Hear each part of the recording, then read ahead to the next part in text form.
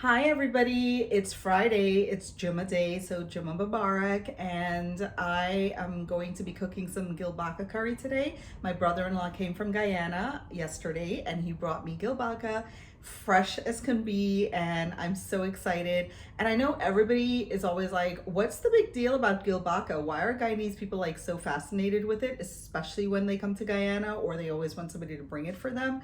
Well, guess what? You in Guyana love Gilbaka as much as we do, and we unfortunately do not get it as often. So when we do, we're excited. It's a great fish. It just really is.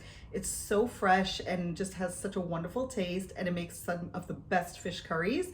So I hope that you enjoy this vlog of me making Gilbaka curry my way. And I also have some clips of yesterday was my son Noah's birthday. He turned 23. Oh my God, he's such a big boy now. He's like a man. He's like a grown man. But he'll always be my little baby, just like all of my other kids. But we had a little bit of a fun day. He asked me to make fried chicken, fried rice, and some plantain wedges for him. We were gonna go out to dinner, but that's kind of like what he preferred. So I got home and I did that for him, and I bought him a cake, and we had just a quiet little time with just our little family. So like I said, I hope you enjoyed this vlog of me making Gilbaka my way. And please like, share, and subscribe to my channel. And I would love to continue doing these vlogs for you. I enjoy doing them, and I hope that you enjoy watching them. So here are the ingredients that I have that I'm going to be preparing with my for my Gilbaka curry. I have, of course, Gilbaka. Look at all of this. And I seasoned it up with some salt, black pepper, a little turmeric after I washed it. I also have some frozen green mangoes that someone gave to me when I was in Florida. I have some saijin, some okra. I freeze my okra and I'm able to use it much longer and it comes out perfectly fine. I just make sure that I take it out right before I'm ready to add it to whatever dish I'm using so that it doesn't naturally defrost on its own, because then it just becomes soggy. I also have a tomato, a lemon, just in case I need it, an onion, a head of garlic. I have some beautiful broadleaf thyme that I'm growing in my garden. I have fine leaf thyme that I'm growing in my garden, and married man, and of course the peppers again. So I'm gonna grind this up so that I can use that as a little bit of a seasoning, especially with my curry paste. So let's get cooking. So I decided to cook outside today because the weather is nice enough and I can be out here and not have to worry about making a big giant mess in the house. So the first thing I'm gonna do is add my onions into my pot. Make sure I give that a good old stir. I love the smell of onions frying in hot oil. It's just so yummy. So I've got the ping pong table going inside of the garage. So this way we can enjoy getting a little bit of a workout in and enjoying, just playing together.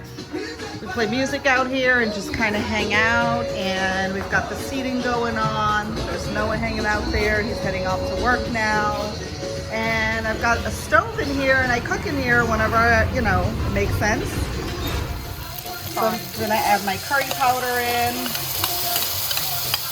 Ooh, that smells good.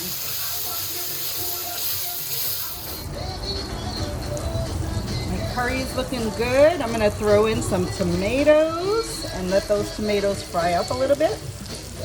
But the curry is looking real nice. So I added some boiling water to my pot. And I'm also gonna add, I've never done this before, but I see people adding coconut milk to their Gilbaka curry, so I kind of want to try it and see how it is. I know coconut milk just could be a really good addition to anything, so I'm gonna go ahead and add about 3/4 of a cup of coconut milk, just to give it a little bit of a nice creaminess and maybe a little bit of a nice flavor. And then I'm gonna go ahead and add the Gilbaka in. I'm gonna add my Gilbaka fish in one at a time. Just make sure I space it out so it cooks really well. And this fish doesn't take very long to cook. So my wiri wiri pepper trees are growing up, but the problem that I'm finding this year is that the weather is so inconsistent. Those are jalapeno peppers and they're already starting to come in, which is nice.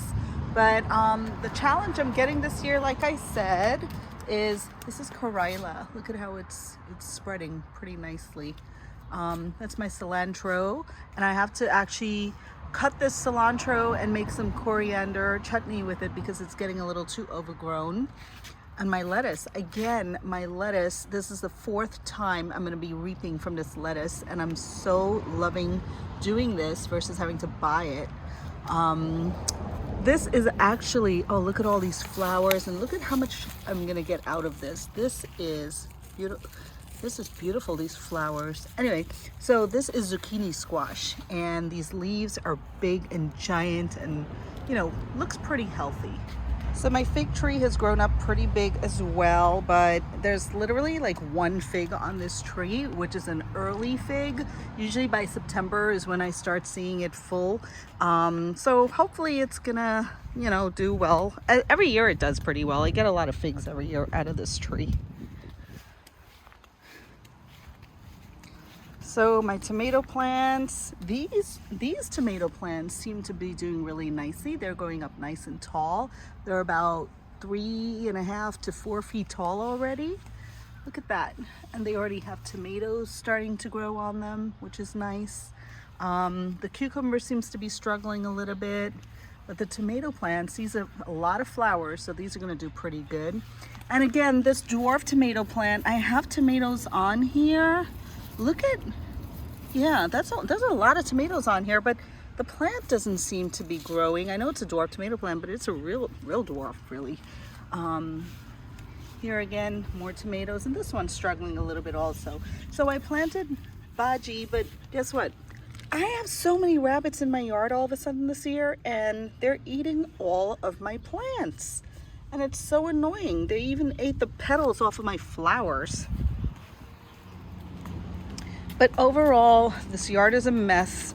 It's not the way I wanted it to be by this time of year because we've got stuff going on here and it's taking longer than expected because contractors are not readily available. So there's really very little I can do back here now, only because even my rose trees that I bought, the climbing rose trees that are supposed to go over the arbor that I bought, and they're still sitting in their original pots for literally 3 or 4 weeks now. I mean, they're well taken care of. They're doing great. But I really wish that 3 or 4 weeks they could have been planted in the ground over the arbors and starting to grow. So hopefully we'll get the guys to come out and start our work in the yard, and then I wouldn't have to worry about stuff all over the place. Our Gilbaka is all done. Looks yummy. Ooh. What do you think, Alan? Looks great. Looks good, right? Mm-hmm. All right. We got okra and saijin and green mango. That's green mango. Yeah. Take enough of it. I like no gravy. You have a spoon? Take gravy then. You have a spoon? Mm-hmm. Oh. Okay, so this is the guy that brought me the Gilbaka. That's my bro-in-law, Alan. To Noah, happy birthday to you. That's it. That's it.